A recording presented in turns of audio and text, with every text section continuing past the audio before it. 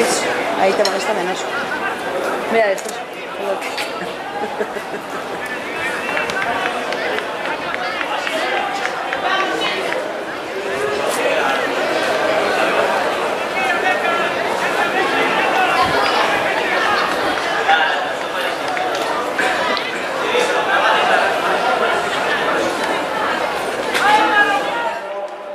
Medalla de bronce para Daniel Álvarez García de Gijones Primero con un salto de 1.53. Medalla de plata para Lisandro Gil García de la Técnica de Sena con un salto de 1.58. Y campeón de Asturias juvenil al aire libre Manuel Ella Fernández, atletismo La Viana, con un salto de 1.76.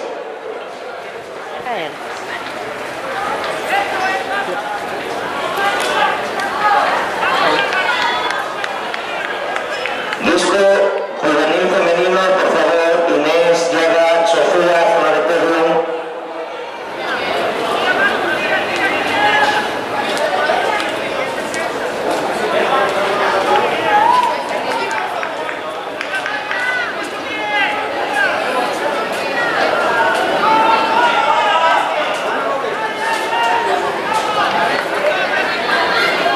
Uy.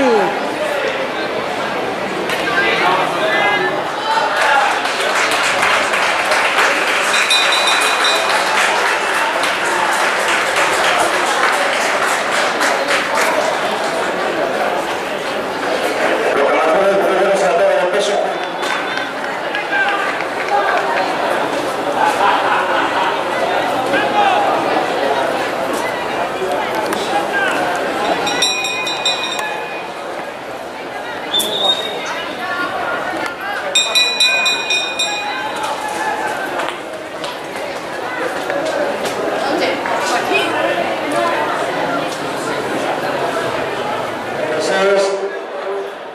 Y campeón de Asturias Junior, Adrián González de Río, Atlético de Gómez, con un lanzamiento de 13.39.